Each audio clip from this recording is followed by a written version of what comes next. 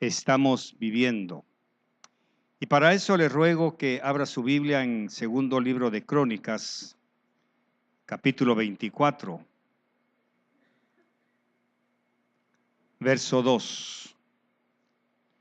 Voy a hablar de alguien que no vivió en su fe, sino en la fe ajena.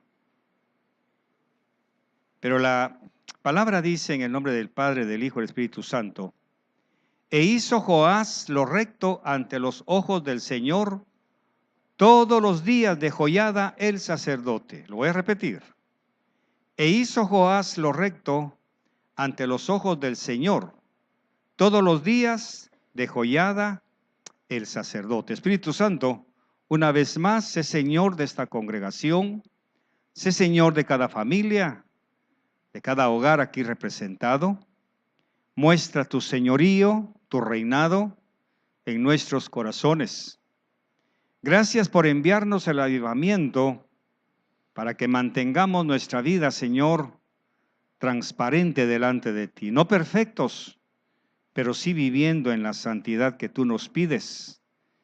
Envía ese avivamiento de santidad, de consagración, de entrega, y que pasemos por el tamiz de tu palabra, para que todo lo impuro, Señor, sea fuera de nosotros. Límpianos y seremos limpios. Purifícanos y seremos puros. Sánanos y estaremos saludables.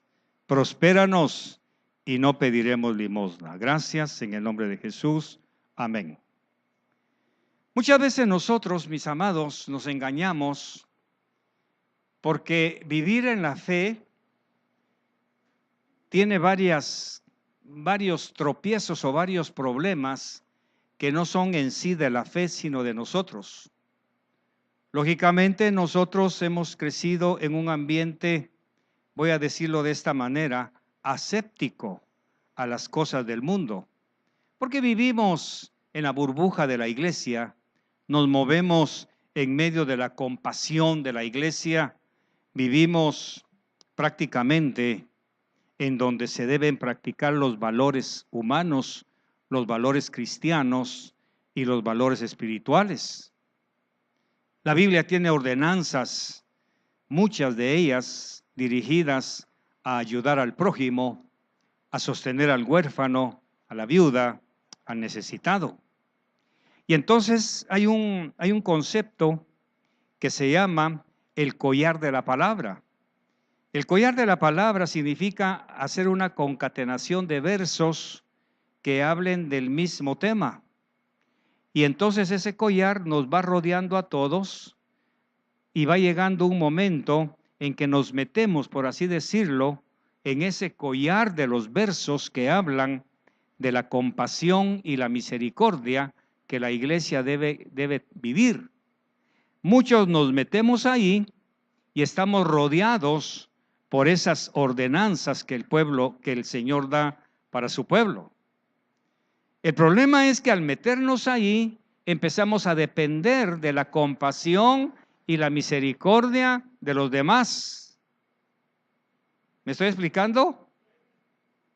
Empezamos a vivir bajo ese collar de versos, de ordenanzas que muchos toman en serio, y nosotros nos metemos y creemos que Dios nos está haciendo milagros y creemos que tenemos fe porque nos viene provisión, nos vienen milagros, nos vienen cosas buenas a nuestra vida, creyendo nosotros que es el Señor y que, gloria a Dios, por fe vamos a comer este día, por fe vamos a pagar la casa, por fe vamos a salir adelante, por fe, pero no es nuestra fe.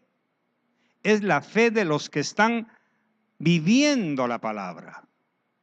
Es la fe de los que están practicando ese collar de ordenanzas. Darle de comer al hambriento, sanar al herido, sostener al débil, levantar al caído, sanar al enfermo. Todo eso nos rodea, o nosotros nos rodeamos de eso y creemos que es vivir por fe. Pero no es así. Estamos viviendo de la compasión humana. Estamos viviendo aprovechándonos de la fe de los otros. Porque yo tengo fe que Dios me provee para sostener algunos ministerios. Tengo fe para creer que Dios me provee para solucionar algunos problemas ajenos. Y no me importa perder aparentemente porque sé que voy a ganar. Pero la persona que está siendo beneficiada de esa fe que yo tengo, se puede estar engañando creyendo que es por su fe. ¿Me explico? ¿Sí? Entonces empezamos a vivir en un círculo vicioso de vivir de lo que los demás nos dan, no el Señor. Vivimos prácticamente, y voy a decirlo lo más claro posible, vivimos despojando a los demás de lo que ellos tienen, creyendo nosotros que es el Señor, pero no es el Señor, es la lástima que nosotros inspiramos para tocar el corazón de todos aquellos que están obedeciendo la palabra. Estoy hablando de gente dentro de la iglesia. Vamos a una esquina. Ahí está el limosnero, está el pordiosero, y mira que alguien se acerca con carro, lo primero que piensa es, si él tiene carro, tiene que tener dinero para mí. Y se acerca y sin ningún tapujo pone la mano y pide, sabiendo que le van a dar algo. Y si no le dan, pues le va a dar el que viene atrás. Si no le dan 3 carros, le van a dar los otros 2 que vienen. Pero él no se cansa de pedir, porque se aprovecha de que el otro, como tiene carro, debe tener un par de monedas. Lo asombroso es que eso pasa en la iglesia. Eso pasa en el cuerpo de Cristo, que no debiera suceder. Por eso es que la pregunta de esta mañana es, ¿en qué fe vivimos nosotros? ¿En la fe de los demás o en la nuestra? Entonces este rey Joás, le pasó exactamente lo mismo. Lo vamos a ver. Este rey, lógicamente, nieto de Atalía, una de las reinas más carnales, idólatras que tuvo el pueblo de Israel. Eso lo ve usted en el segundo libro de Crónicas, en el capítulo 22. Esta reina hizo tantas barbaridades en la adoración a Dios, en el gobierno de Israel cuando fue reina, que corrompió totalmente todo. Corrompió el culto, corrompió el gobierno, corrompió el sacerdocio, corrompió los principios éticos y morales que Dios exige que nosotros tengamos. Y entonces, lógicamente, todo eso hizo que Dios mandara juicio sobre ella y su familia. Pero veámoslo aquí en el capítulo 22 de segundo libro de Crónicas, por favor. 2 Crónicas 22, verso 10 en adelante. Cuando lo tenga, me lo hace saber, por favor. ¿Ya lo tenemos? Cuando Atalía, madre de Ocosías, vio que su hijo había muerto, se levantó, lea bien, y exterminó toda la descendencia real de la casa de Judá. Exterminó a todos los sacerdotes, todos los herederos de la realeza, los exterminó. Pero Josabet, hija del rey, tomó a Joás, hijo de Ocosías, y lo sacó furtivamente de entre los hijos del rey a quienes estaban dando muerte. Y lo puso a él y a su nodriza en la alcoba. Así Josabet, hija del rey Joram, mujer del sacerdote Joiada, pues era hermana de Ocosías, lo escondió de Atalía para que no le diera muerte. Y estuvo escondido con ellos en la casa de Dios 6 años, mientras Atalía reinaba en el país. Aquí tenemos ya uno de los milagros que Dios hace. Él siempre se va a preservar, mis amados, alguien fiel que esté sobre el pueblo de Dios, siempre. En medio mío, enfrente de mí, debe haber alguien que ya es candidato para que Dios lo levante con un ministerio de fidelidad, de sinceridad, de franqueza. Cuando en la casa del Señor o en el reino de Dios nosotros fallamos, no se preocupe. El Señor siempre tiene un remanente que guarda su palabra, que le es fiel, que busca cómo agradar a Dios. Y en este momentito, Atalía ha exterminado a mucha gente que adoraba a Dios. Pero el sacerdote Joiada, junto con su esposa, esconden al único heredero que queda, a Joás. Y lo tienen escondido durante 6 años en la casa de ellos, preparándolo para que algún día él pueda llegar al trono y tomar el lugar que le corresponde por de facto, porque él es heredero del trono. Así que, ¿qué sucedió esos 6 años? Eso es lo interesante. Él creció en un mundo aséptico, nunca salió de la casa de ellos, no conoció otras cosas, no conoció ídolos, no conoció aberraciones religiosas, no conoció desviaciones, todo era relacionado a la pareja, al matrimonio que vivía en santidad agradando a Dios. Interesante. Esos 6 años, este niño creció viendo ejemplos, paradigmas de santidad, de consagración y de entrega. Y lógicamente entonces, Joiada, el sacerdote, está esperando el momento para que este niño tome su lugar en el trono de Israel. Mientras tanto, diga conmigo, mientras tanto, lo están preparando en la palabra, en el temor y en lo correcto, en lo que le agrada a Dios. Aquí surge la primera pregunta. ¿Qué estamos haciendo nosotros con nuestros hijos? ¿Qué estamos haciendo con nuestros nietos? Es la pregunta que hemos hecho durante 20 años. ¿Los estamos preparando para cuando se sienten en un trono, sea ejecutivo, sea en un trono empresarial, en un trono gerencial? ¿Los estamos preparando para eso? ¿Por qué hay tanto hombre y mujer que cuando llegan al trono presidencial se corrompen? Sencillamente la respuesta está: nunca fueron preparados para llegar a ese lugar. Nunca. Eso fue lo que dijo el presidente Obama cuando le preguntaron: ¿por qué usted no ha hecho lo que hacen todos los presidentes? Y su respuesta fue: porque desde pequeño me prepararon para esto. No se trata de ser millonario y por eso el señor Obama no roba. No se trata de ser una lumbrera financiera ni una lumbrera académica, porque aquí hemos tenido esa clase de presidentes. Se trata de ser moralmente enseñados para que cuando lleguen al trono no se corrompan. ¿Ve?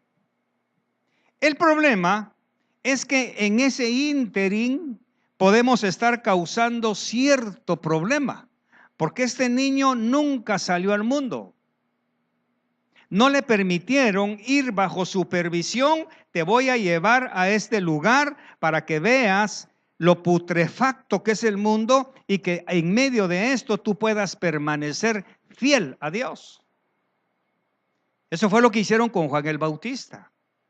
Pero porque hubo una orden: no comerás, no beberás vino, no tocarás muerto, no esto, no esto, no esto, no esto. Ese montón de noes que muchas veces los padres no queremos para nuestros hijos.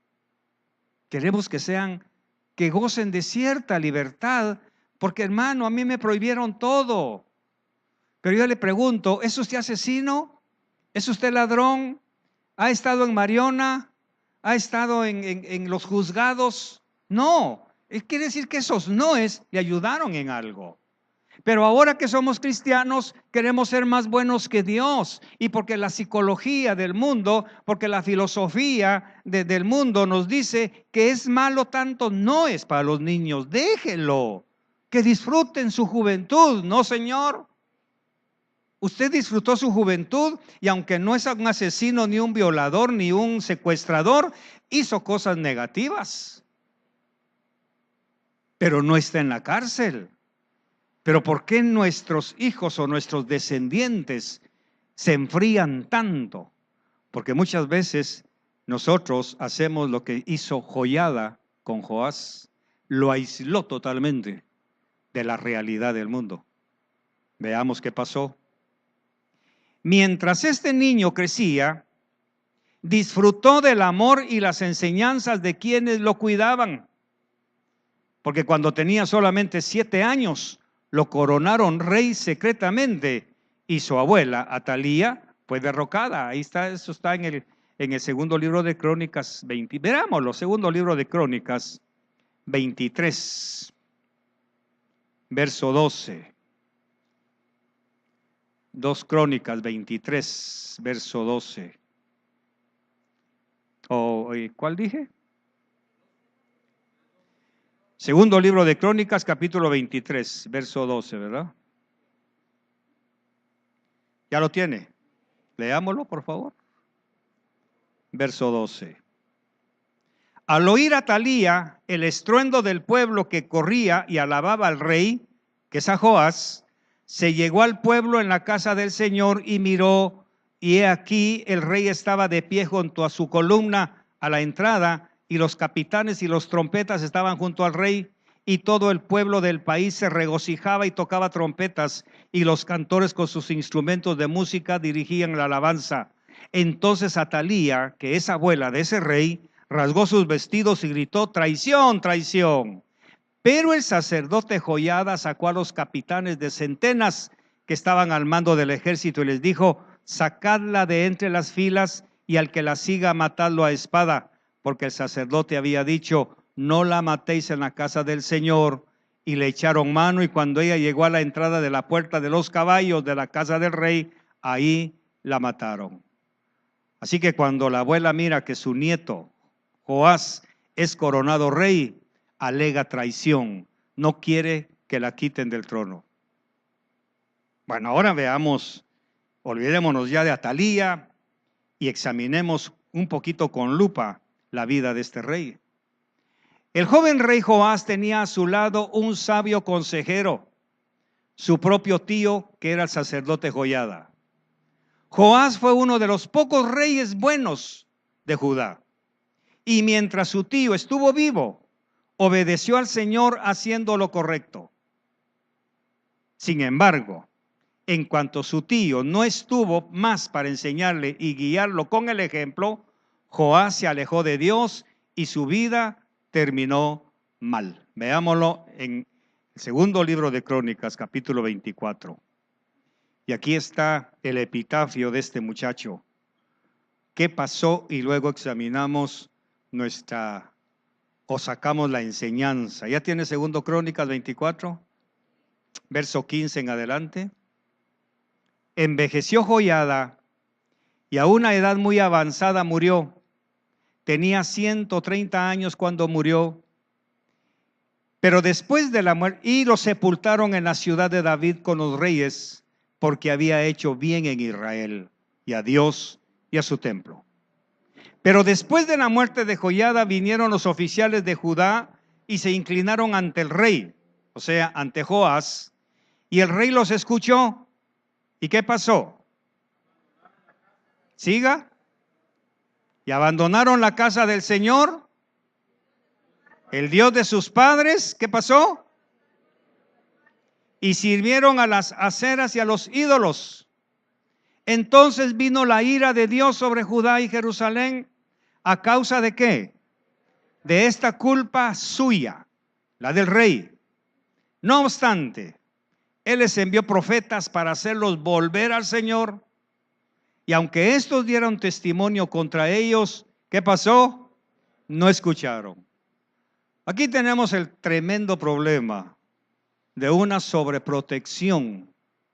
Joás, todo este tiempo, desde que lo escondieron 6 años, empezó a reinar a los 7 años. Y toda la vida de Joiada, él vivió de la fe de Joiada. Hizo lo recto mientras Joiada estuvo vivo. Ese es el problema de muchos de nosotros, que no queremos entender, mis queridos, que mientras nuestros hijos nuestras hijas estén en casa, difícilmente, entre comillas, van a hacer las cosas del mundo. Porque confiamos en que como están en la casa y están sujetos a nosotros, están viviendo en santidad. Yo sé que esto puede doler porque se trata de nuestros hijos. No hay nada más delicado que a un padre o a una madre le toquen sus hijos, aunque sea cierto. Pero tenemos que ser confrontados con la palabra. Nosotros tuvimos un par de experiencias vergonzosas y dolorosas cuando veníamos a El Salvador. Nosotros criamos a nuestros hijos en el temor de Dios, consagrados a Dios, ministrados, enseñados. Se les enseñó a leer la palabra, su proverbio del día. Mi esposa mantenía música cristiana todo el día. Consiguió los proverbios grabados, consiguió la Biblia grabada y desde la mañana hasta la noche no dejaba de sonar la palabra de Dios en la casa. Cuando el Señor nos llamó al Salvador, que íbamos y veníamos, nosotros los dejábamos confiando en que ellos estaban cubiertos por la nube de gloria de la palabra. Y confiando en eso nos veníamos a predicar, veníamos a dar el mensaje de la palabra y cuando regresábamos pues aparentemente todo estaba bien. Pero hay un problema. Burlarse de Dios es lo peor que podemos creer que se debe hacer. Y tarde o temprano salió a luz lo que estaba pasando allá. Nuestros hijos profetizaban, hablaban en lenguas. Los hermanos los miraban y decían, dichosos los Berché con esos hijos que tienen. Desde chiquitos habían crecido en la burbuja, o voy a repetir lo que dije al principio, en el collar de la iglesia. Pero ¿qué pasó? Mi esposa, como buena madre o buena mujer, empezó a ser más acuciosa. Por eso la mamá, cuando se confía, es la que arruina. La palabra lo dice. La mujer necia, con sus propias manos, derriba su casa, porque ustedes no quieren creer. No conciben. No estoy hablando de herencias, porque eso tiene mucho que ver. La Biblia ordena, averigua la roca de donde fuiste arrancado. Investiga la peña de donde saliste. Entonces, lógicamente, eso es ese verso no lo queremos borrar, o incluso muchos lo han borrado de su memoria o de su Biblia. Porque tenemos que ser pragmáticos, duros y sinceros. Si yo a cierta edad hice esto, lo lógico es que mi hija lo haga multiplicado. ¿Por qué? Porque si yo con las limitaciones de mi tiempo, porque cuando yo tenía 10, 12, 15 años, no existía el celular y le jugaba la vuelta a mis padres. Ahora agréguele esa herencia de jugarle la vuelta a mis padres, más el celular, más el Facebook, más la televisión, más los amigos. En mi tiempo en Guatemala solamente habían 2 universidades, la Universidad Nacional y una privada, la Matías Delgado. Era todo. Hoy hay como 4 o 5 universidades. Hay una gama diferente para que sus hijos escojan en cuál quieren estudiar. En aquel tiempo no. En nuestros tiempos no había colegios privados. Todo era nacional. Escuela número 25 de tal y tal, la escuela de allá. Todo era oficial. Hoy hay una gama tremenda de colegios evangélicos en donde sus hijos pueden escoger porque ahí van sus amigos, sus conocidos, sus cheros. Y nosotros, los padres de hoy, accedemos a eso. Ahora, si yo conozco mi roca, Si yo conozco qué peña soy y que de ahí han arrancado a mis hijos, debí haber previsto que si yo fui un pícaro con mis hijos, con mis padres, mis hijos lo van a hacer multiplicado. Entonces, cuando mi esposa empieza a sentir eso que solo las mujeres pueden sentir y que uno de padre muchas veces las acusa, tan exagerada, cielo. ¿Cómo se te ocurre si la nena? Pues esa nena ya no es nena. Ese bebé ya no es bebé. Nadie dice amén. Ese bebé ya no es bebé, mi querida mamá, mi querido papá. Permita que su esposa sea la que cumpla la función. No es bueno que Carlos esté solo. Le pondré una mujer para que lo ayude a ver la realidad de lo que él no quiere o no puede ver. ¿Se da cuenta? Y entonces, lógicamente, tuvimos que sufrir vergüenzas, humillaciones, que fue cuando nos dijeron, hermanos Berché, a su hijita la vi con minifalda. Imposible, hermana, disculpe, imposible, mi hija no. Imposible. Porque yo la veo salir con su falda normal, pero no sabía que en la calle ella se subía a la cintura. Y entonces la minifalda. Pero yo, como buen santurrón, porque no se puede decir otra cosa, más que mentirme a mí mismo, me hice creer que no. Era alguien parecida a ella. Lo que hoy se llama un fotomontaje. Era un clon. No, mis queridos hermanos, era ella. Porque de tanta información, un día mi esposa empezó a revisar el closet. ¿Y qué cree que encontró? La minifalda, chiquita así.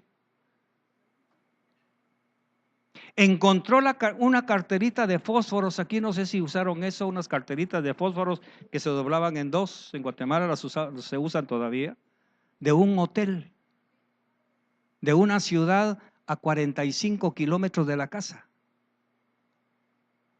¿Cuándo fue a dormir esta patoja a ese hotel? ¿Con permiso de quién? Mientras papi y mami estaban predicando la palabra en El Salvador. Por eso, desde hace 20 años, venimos hablando con los padres, con ustedes. Porque nosotros no fuimos exentos. ¿Por qué? Porque como joyada, nosotros teníamos cubiertos a nuestros hijos en una burbuja de versos bíblicos. Les poníamos la música cristiana, les poníamos la Biblia grabada, o oían los salmos, todo lo que se refiere a la juventud, ahí estaba puesto en el sonido de la casa. Y aún así, nuestros hijos fallaron. Ahora la pregunta, ¿quiénes fallaron realmente? Nosotros. Creímos que cubrirlos con esa nube de sonido los iba a hacer inmunes a la vergüenza, al pecado y a la humillación. Equivocados. Eso pasó con este rey. Muere el sacerdote Joiada y vinieron sus ayudantes, se inclinaron ante él y lo asesoraron. Entonces dice la palabra que a través de Zacarías, hijo del sacerdote Joiada, o sea, tío del rey, él se puso en pie en un lugar más alto que el pueblo y les dijo: así ha dicho Dios, ¿por qué quebrantáis los mandamientos del Señor y no prosperáis? Aquí está, hermanos. ¿Por qué no prosperamos? ¿Por qué vivimos al 3 menos cuartillo? ¿Por qué vivimos de fiado? ¿Por qué vivimos de esto? ¿Por qué vivimos aparentemente de milagros cuando no son milagros nuestros? Estamos viviendo de saquear a los demás. ¡Qué vergüenza! Porque inspiramos lástima, inspiramos compasión, inspiramos un montón de cosas. Y ese collar de gente que está viviendo la palabra de darle pan al hambriento, entonces le dan pan al hambriento y gloria a Dios. El Señor respondió, no fue el Señor, mis amados. Fue la fe de ese hermano. Pero va a llegar un momento en que Dios tiene que detener eso. Y eso es lo que pasó aquí. Mientras Joiada estuvo vivo, Joás fue un dechado de virtudes. Mientras Joás fue el asesor y el consejero de este rey, todo marchó bien. El culto, el templo, todo. Usted puede leer más adelante cómo Joiada hizo que recogieran ofrendas para mantener el templo de Dios en su estado más honorable posible. Pero ¿qué pasó? Muere Joiada. Hace muchos años yo le dije a un hermano que se congregaba con nosotros y que estaba muy feliz de que había nacido su bebé. Y la andaba presumiendo, la andaba mostrando, y quizá fui imprudente, demasiado sincero, cosa que he ido aprendiendo a ser sincero, pero no tanto, ¿verdad? A veces digo, bueno, que él lo descubra por sí mismo. He ido aprendiendo que machete está en tu vaina. Y me da tristeza ver muchos padres cómo tienen que sufrir y llorar porque no dan esa apertura de advertencia. Y le dije, mira, no estés tan contento con esa niña. ¿Por qué? Porque era un niño, porque dentro de ese niño hay un tirano. Me quitó el habla y se fue de la iglesia. Porque él no entendió que dentro de ese bebé, tan tierno que se ve, su primogénito o primogénita, no me recuerdo, cuando salga el pecado, ahí va a estar el asunto. Entonces, ¿qué es lo que le faltó a Joiada? ¿Qué le pasó? No previó que Joás caminara en su propia fe. No lo impulsó a vivir su propia fe. Joiada, tú tienes que orar. Tú tienes que pedir al Señor. Un día no voy a estar yo, Joás, un día me voy a ir, voy a morir, no voy a estar. ¿Qué vas a hacer mientras tanto? ¿Qué vas a hacer cuando yo ya no esté? Aquí es en donde muchos jóvenes han fracasado. Porque cuando ya la mamá no está para que les haga la cama, se pudren en vida. Cuando ya la mamá no está que les haga su desayuno, empiezan a vivir y a comer en mesas ajenas. Cuando ya el papá no está para que le compre sus cosas, empieza a robar. Empieza a extorsionar. Porque ya no hay quien les sostenga sus vicios o sus necesidades. El problema mío como pastor de hoy es que tengo que luchar contra los derechos humanos que le han enseñado a sus hijos en la escuela. Porque tengo que comparar entre lo que dice la sociedad y lo que dice la Biblia. La Biblia no le da ningún derecho a sus hijos, mi querida iglesia. Sus hijos no tienen derechos. Tienen privilegios. Usted sabe muy bien que el humanismo de 1960, cuando se metió a la iglesia a través de las leyes terrenales, los pastores absorbieron eso para quedar bien con la gente. Por eso conozco el caso de un pastor en Estados Unidos que cuando disciplinó a una señorita del coro por haberse cortado el pelo, lo mandó a la corte y le cobró una buena indemnización. ¿Y sabe qué fue lo peor? Lo mandó a la corte, le sacó un buen poco de dinero de indemnización y siguió exigiendo cantar en el coro. Y si no me deja cantar, lo vuelvo a llevar a la corte. Y el pastor me dijo, ¿y sabe qué hice, pastor Beché? Tuve que dejar, porque estoy atado de manos.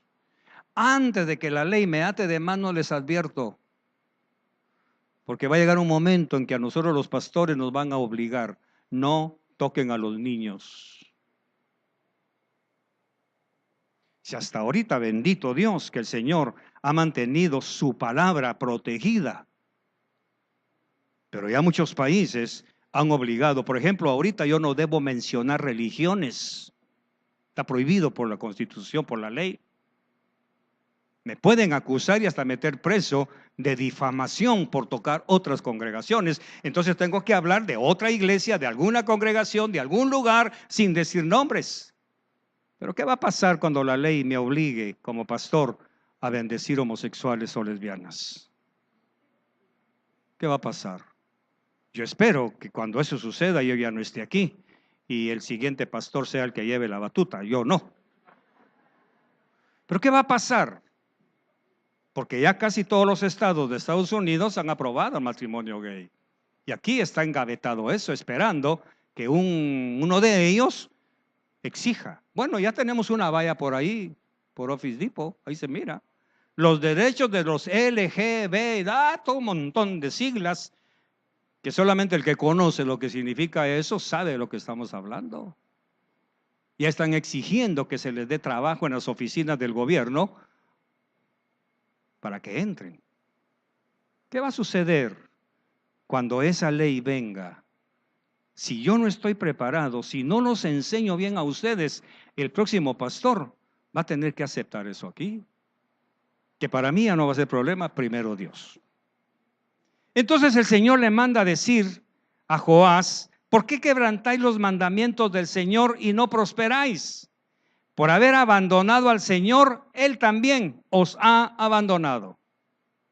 Esta es la sentencia más dura que puede haber. Que Dios me abandone, porque yo lo abandoné a Él, no chulito, lo lamento.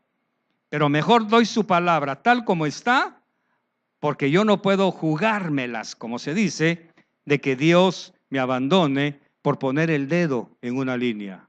No puedo. Y más vale, mi querida iglesia, ¿por qué? Porque estamos viviendo en un avivamiento en donde el Espíritu Santo está por traer el gran avivamiento que estamos pidiendo y que está en la palabra, pero antes de eso tiene que limpiar su era. Tiene que limpiarla. Quiere decir que estamos todavía en el tiempecito que se dice, mientras se dice hoy, volveos a Jehová. No estoy hablando de venir a aceptar a Jesús. A los que ya lo aceptaron, empezar a examinar su roca, empezar a examinar su peña. ¿Qué ha salido de usted? ¿Qué ha salido de ustedes?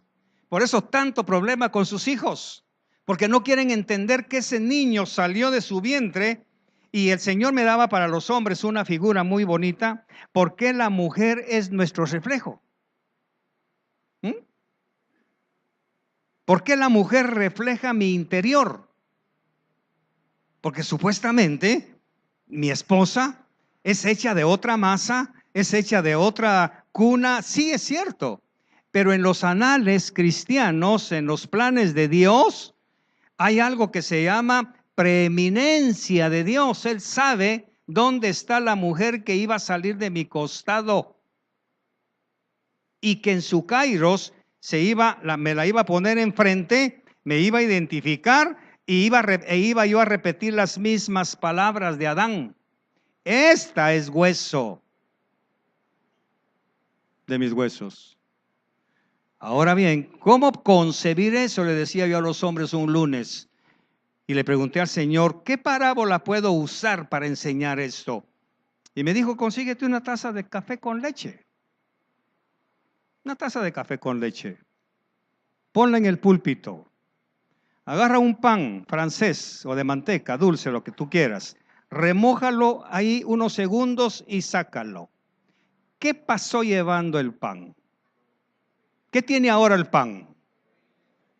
Tiene el azúcar, tiene la leche, tiene el café, tiene los ácidos, tiene los nutrientes, tiene todo lo que absorbió de la taza, ¿cierto? Entonces, si mi esposa salió de aquí, ¿qué pasó llevando? Todo mi interior, que es lo que ella muestra.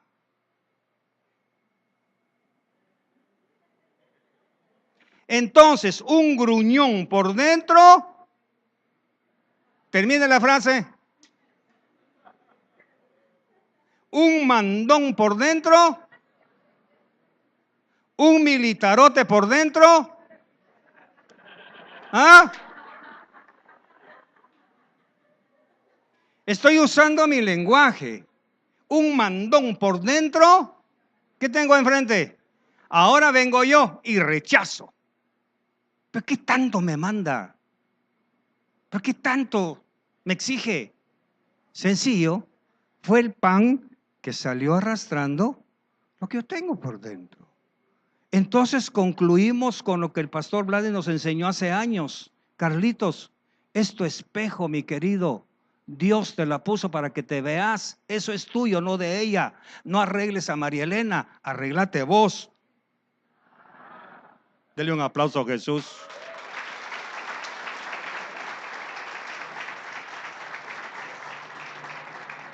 Por eso es que Dios es tan perfecto que dijo, no es bueno que el hombre esté solo, le voy a hacer alguien que lo ayude a verse. Porque yo que me veo, camanances, barba partida, turuleco, eso me veo yo. Pero cuando me pone a la esposa, me estoy viendo lo que hay dentro de mí. Ella es el espejo. Y entonces es para que yo me arregle. Para los que se van a casar, ya lo saben. Es que esto no era lo que yo quería una mujer sujeta. Entonces desde ya, mi querido, empieza a sujetarte para que cuando llegue el momento, ella muestre lo que hay dentro de ti. Un hombre gastón de dinero en escondidas, ¿qué tiene enfrente? Una mujer gastona. Quiere decir que este hombre por dentro o es un acumulador o un despilfarrador que se limpia la boca y dice, llega a la casa, ¿vas a comer, mi amor? Sí, tengo un hambre, pero con las grandes pupusas que se pasó comiendo allá. Entonces viene la esposa y se empieza a comprar zapatos, ropa y todo. No hay dinero, ¿por qué? Porque él mismo por dentro es un despilfarrador. Ella le está mostrando lo que soy. Esto se lo dejo como deber, para que usted entienda perfectamente. La mujer que sale de su costado, salió, voy a decirlo con esta expresión, absorbida de todo lo que usted es. Así que cuando su esposa le somate la mano, te estoy hablando, ¿pero por qué me somatas? Recuérdate, mi querido, que tú también lo hiciste por dentro. Uy, Señor, ¿por qué no te la llevas? ¿Te la llevas o te la mando? Y la esposa le dice, y sé que me estás deseando la muerte. Es bruja. No, no es bruja. No es bruja. Ella sabe lo que hay ahí adentro. Amén. Joiada se quedó sin su tutor y empezó a obedecer lo que le decían los demás. Ya no hubo un sacerdote que lo advirtiera o que lo defendiera. Entonces, ¿qué sucedió? Los príncipes, o sea, sus ayudantes, empezaron ellos a llevarlo por otro derrotero. Y entonces el Señor le mandó una advertencia. ¿Por qué quebrantáis los mandamientos del Señor y no prosperáis? Por haber abandonado al Señor, Él también os ha abandonado. Mas ellos conspiraron contra Él y por orden del rey, o sea, conspiraron contra el sacerdote, contra el profeta, y por orden del rey, ¿qué hicieron? Lo mataron a pedradas en el atrio de la casa del Señor. Mire cómo empezó a descender en su moral. Lo mataron en los atrios de la casa del Señor. Sigamos. No se acordó el rey Joás de la bondad que Joiada, padre de Zacarías, le había mostrado, sino que asesinó a su hijo. Y este al morir dijo, que lo vea el Señor y tome venganza. O sea que el rey Joás mató a su propio tío. Y aconteció que a la vuelta del año, el ejército de los arameos subió contra él y vinieron a Judá y a Jerusalén, destruyeron de entre la población a todos los oficiales del pueblo y enviaron todo el botín al rey de Damasco. Ciertamente, el rey de los arameos vino con pocos hombres, no era un ejército grande, pocos, Sin embargo, el Señor entregó a un ejército muy grande en sus manos porque habían abandonado al Señor, Dios de sus padres. Así ejecutaron juicio contra Joás. Le cayó juicio. ¿Qué pasó con aquel niño que fue instruido en las cosas de Dios? ¿Qué pasó con aquel niño que creció bajo la tutela de un tío sacerdote? ¿Qué pasó? Él nunca tuvo la fe de él. Él vivió en la fe de su tío. Él vivió bajo la sombría de fe de sus padres. Por eso aquí se les ha enseñado, mis queridos, prepare a sus hijas cuando las mande a la universidad, porque ahí tienen que vivir su propia fe, no la suya. Ahí tienen que ir convencidas de decirle no al pecado. Prepare a sus hijos para cuando salgan al mundo. No, pastor, mi hijo nunca va a ir al mundo. Entonces va a tener que hacer lo que hizo aquel mexicano que tuvo, gringo, no me recuerdo, que tuvo a sus hijas, no sé si 17 años encerradas en el sótano, pero como el ser humano no nació para estar prisionero, sino libre, rompieron todo y salió a luz lo que este hombre había hecho con sus hijas. Usted no puede tener eternamente a sus hijos escondidos. Tiene que prepararlos, pero para eso tiene que enseñarles a vivir en su propia fe. Que pidan su propio pan, que conozcan a su propio Dios, que vivan de su propia experiencia espiritual, ya no de experiencias ajenas. Y aquí tengo en mis notas, al parecer las raíces de la fe de Joás no se habían profundizado lo suficiente, porque después empezó a adorar a los ídolos. Seguramente la fe de Joás así había sido más la fe de su tío que la suya propia. Como pastores, mi esposa y yo podemos enseñarles la fe, encaminarlos en la fe, pero tiene que llegar un momento, mis amados, en que ustedes se tienen que soltar y vivir en su propia fe. No pretendamos que eternamente ustedes van a estar en esta congregación, sentados aquí. Va a llegar un momento en que Dios los va a llamar a su propio ministerio. Los va a llamar a su propio programa que tiene para ustedes. Nuestro deber es instruirlos, enseñarlos, ponerlos ante estas disyuntivas para que ustedes puedan entender. No siempre vamos a estar nosotros para protegerlos, para orar por ustedes, para interceder, para pedirle a Dios que la violencia no ataque su casa. No siempre vamos a estar ahí. El único que va a permanecer es Jesús. Pero para eso nuestra obligación es enviarlos poco a poco a que ustedes se encuentren con Jesús, que ustedes reconozcan a Jesús. Aquí es en donde tristemente, y lo voy a decir una vez más, muchos de sus hijos no han conocido a Jesús, han conocido al Jesús que tú predicas. Han conocido al Señor que tú hablas. Exactamente como aquel mago, cuando quiso echar fuera a los demonios en el nombre de Pablo. ¿Y qué le dijo el demonio? A Pablo conozco, ¿sí? Al Jesús que Pablo predica conozco, pero ¿tú quién eres? Ese es el problema, cuando nosotros no sabemos instruir a nuestra generación. ¿Qué va a pasar cuando salgas al trabajo del mundo? Porque lamento decirte, aunque tú trabajes en una empresa evangélica, siempre va a haber mundo ahí. Hay jefes cristianos que allá dentro de su empresa le dicen a su empleado cristiano: fulanito, aquí no somos evangélicos, aquí somos el jefe y el empleado. ¿Oíste? Sí, señor, muy bien. Cristianos allá afuera. Y usted dice: qué raro. Pues sí, ese es el mundo que te toca vivir. Ese es el mundo real. El mundo real, mis queridos, no es aséptico para que no haya pecado para nosotros. Es más, ahí está el pecado. Por eso, aunque yo ya tengo canas y he vivido un par de años más que ustedes, todavía a los ojos del Señor me puede aplicar esto.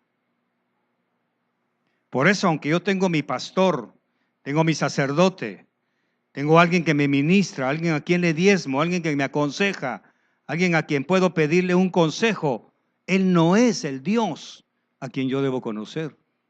Yo debo conocer al Dios personal. Por eso a Jesús se le llama el Salvador personal, no familiar, no grupal, no congregacional. Es el Dios y Salvador personal de cada uno de ustedes. Por eso es que es lógico, no necesito darle más vueltas a esto, para recordarles, sus hijos ahorita están viviendo de su fe. Papá, ya no tengo zapatos. Muy bien, mija. Voy a orar para que el Señor me provea y comprarte zapatos. Mami, necesito ropa interior. Muy bien, mija. Voy a orar para que Dios me provea y te dé tu ropa. Papi, me gustaría comer pizza. Espérame que ore para que el Señor me provea y te doy tu pizza. ¿Cuándo va a empezar él a tener su propia fe? Entonces llega el momento en que usted ya no está. ¿Y qué hace? O viene a una congregación y se mete bajo el collar de los que obedecen la palabra y empieza a engañarse creyendo que es su fe. No es su fe. Y entonces viene Dios, quita el collar de gente y ahí tenemos a alguien que después de años dice, Dios no contesta. ¿Y no te estuvo contestando durante 4, 5, 6 años? No te estuvo contestando, creíste que era Él, era la fe de los demás. Quizá por eso el Señor quiso enseñarle a su iglesia, cuando alguien tenga hambre, denle ustedes de comer. Pero ¿qué pasó cuando lo siguieron a la otra ciudad? Ustedes me buscan porque les doy de comer. Ustedes no me buscan por mí, porque soy el Señor. Ustedes me buscan por la comida que doy. Hoy no hay. ¿Qué pasó con esa gente? ¿Dieron la vuelta? Jesús no contesta.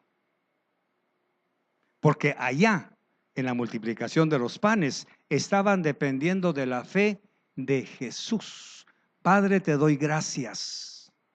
Pero cuando ellos se atrevieron a comer, como le dije a mi esposa, creo que esta mañana, quiero aprender a comer de su mano.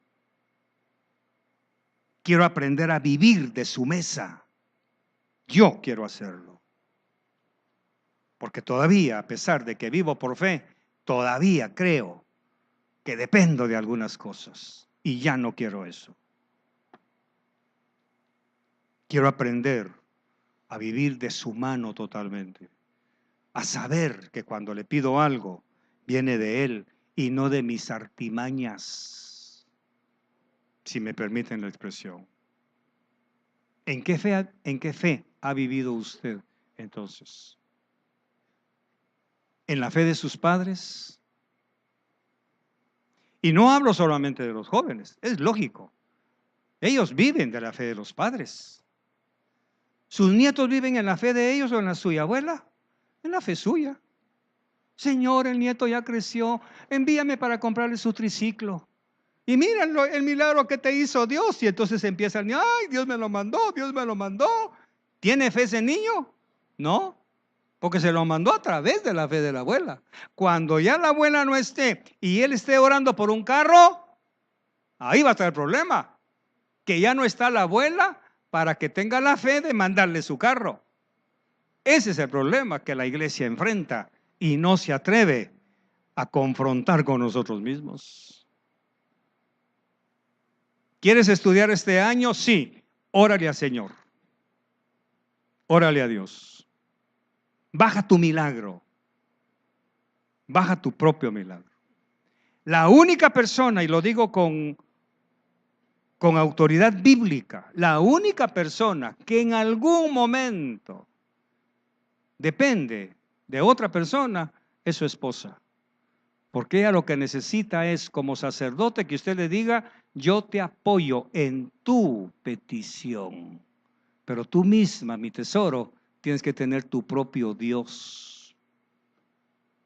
Eso está más que claro. Termino con este ejemplo. Cuando mi esposa ya estaba cansada de viajar en Pestalozzi, que era un tormento, pero para la fe de aquel tiempo, esos buses eran el non plus ultra, ¿verdad? Para la fe de este tiempo, esos buses eran lo último. No tenían asientos, ni aire acondicionado, ni wifi, ni wifi, ni WhatsApp, nada, nada. Pero eran lo mejor que había en aquel tiempo. Porque a cambio de venirse en una, ¿cómo le decimos en Guatemala a las interdepartamentales? En una parrillera, ¿verdad? Que le llevan tanates atrás, arriba. Así le dicen aquí, parrillera. A cambio de estas, pues esos buses eran el non plus ultra. Todo torcido uno ahí, porque los asientos que uno los echaba para atrás, le quedaba viendo el cachete al otro como que era de barbería. El otro ni se doblaba, hermano, todo tieso. Llegaba uno a Guatemala, que eran 6 horas de viaje, pero íbamos en pullman. Pero cuando ella vio cuando ella vio un bus de King Quality en la frontera, le dijo: Señor, dichosos ellos que van con aire acondicionado, con wifi, con todo eso. Y el Señor le dijo: pues eso es para ustedes, María Elena. Eso es para ustedes. Lo que pasa es que como ustedes no creen, se los doy a ellos. Y peor que se topó con una mujer que dice: no se puede. Veamos si no se puede. Regresamos a Miramonte y le dijo: Señor, última vez que me voy en esos buses. Si no me mandas para este bus, no voy a Guatemala. Ahora vengo yo, el buen esposo, diga conmigo, el buen esposo. Y lo primero que pensé, cuando vi el bus, ¿qué pensé? A ver, Jorge, ya supiste, ¿verdad? Ya me leyó el mensaje. ¡Ja! Si aquí cuesta 15 colones, porque eran tiempos de colones, era una gota de sangre. Esto, ¡ja! No, Señor. Ahí viene la fe. ¿Podrías pedir también para mí? ¿Podrías pedir también para mí? Ahí viene Joás acercándose a su sacerdote. ¿Podrías pedir para mí? Y me imagino que dijo: Señor, demuéstrale a Carlitos. A los pocos días apareció un sobre exactamente con el valor de 2 boletos en King Quality. Ahí yo vi a su Dios y le dije: Señor, ahora quiero que lo hagas conmigo. Ahora me separé de su fe y empecé con la mía. De manera que hoy, para mí, viajar a Guatemala, aquí, ni en sueños, hermano. Si quiere, se va usted y lo espero allá en Guatemala, porque yo me voy en estos. O sea que ustedes son pirruris porque solo hay no. Ya tuvimos esto, pero nuestra fe también ya creció y ahora vamos aquí. ¿Se da cuenta? No es que seamos los fufis, no. Ya vimos que también se puede para esto. Y entonces, lógicamente, al principio, pues nos íbamos arriba, ¿verdad? Que ahí arriba, por estar en alto, todo mareado uno en las curvas, así se hacía, ¿verdad? Aunque bien chido, como dicen ustedes, en Pulmantur y todo, pero tomando café, hermano, y siguiendo el café así. Ahora viene otro poco de fe. Como ya probé que sí se puede, ahora, Señor, en primera clase.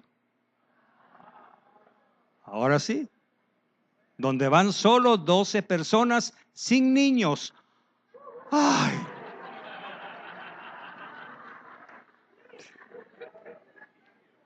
Ahora sí, milagro completo.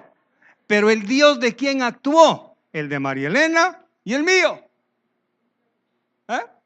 El Dios de María Elena, el Dios de Jacob, el Dios de Saúl, el Dios de Abraham, el Dios de Elmer, el Dios de Bernal, el Dios de Carolina, no sé del otro, no sé, el Dios suyo, diga conmigo, mi Dios, pues.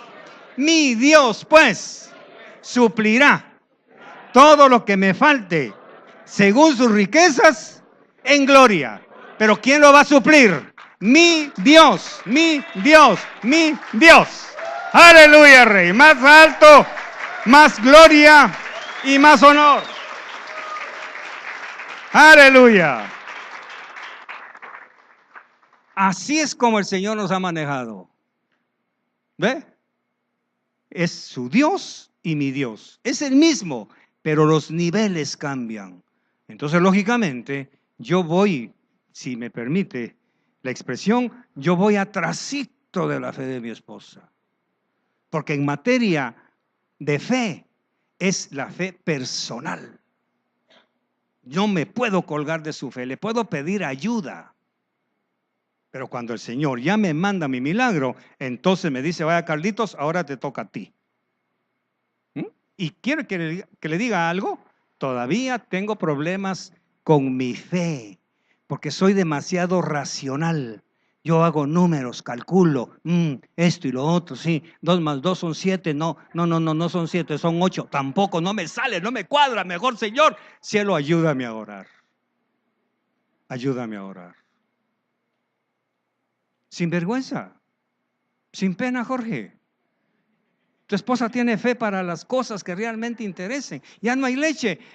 Dinora, ¿me harías el favor? Oye, puedes orar por la leche. Porque yo lo primero que pregunto es, la leche en nido cuesta $16.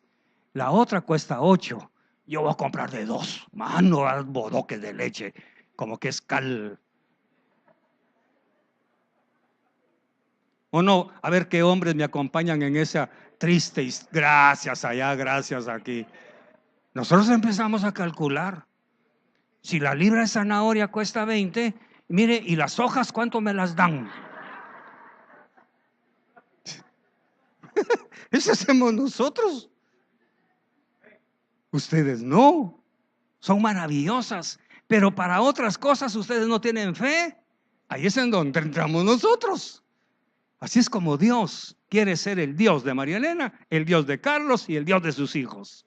No sé cómo estarán pasando en Guatemala. Lo que yo sí sé es que no están pasando hambre.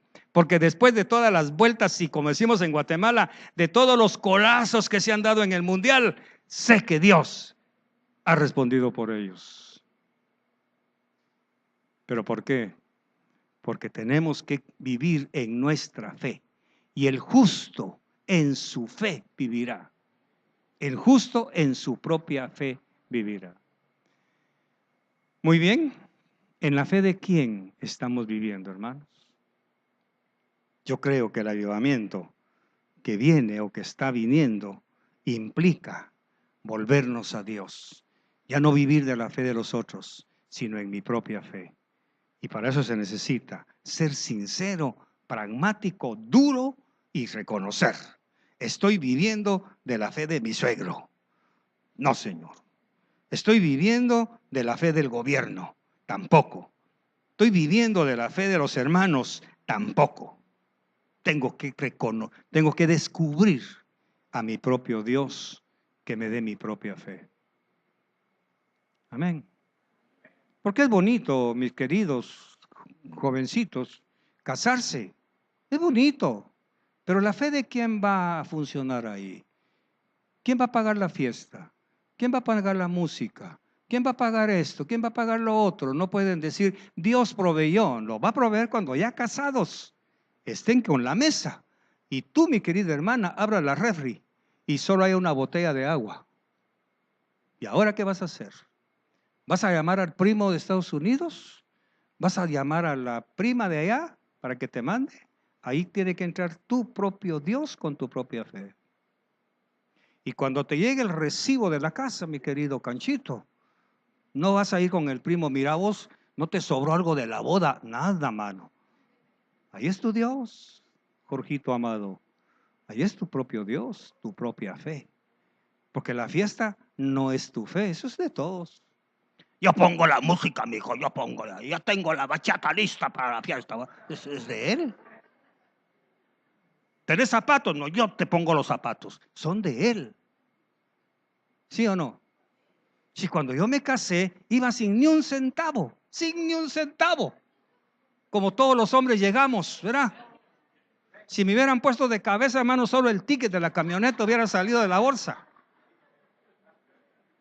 Pero me acuerdo que hubo tamalitos, hubo esto, pero fue la fe de los que nos dieron eso. Miren cómo el Señor nos proveyó. No, querido. Ya fue la fe de la gente, que por buena gente, porque quieren vivir la palabra. Pero cuando ya se acabó la fiesta, bueno, chulito, a vivir en su fe. A vivir en su fe. Amén. ¿Aprendimos algo esta mañana? ¿En qué fe está usted viviendo? ¿En la fe de su sacerdote? ¿En la fe de quién? Tiene que encontrarse esta mañana con su propio Dios y decirle: Señor, necesito tener un encuentro real y verdadero contigo. No para salvación, usted ya está salvo, para fe. Muéstrame, impáctame, aparéceme, Señor, no sé por dónde, pero quiero verte obrando a mi favor. Cierre sus ojos, por favor. Cierre sus ojos, si es tan amable.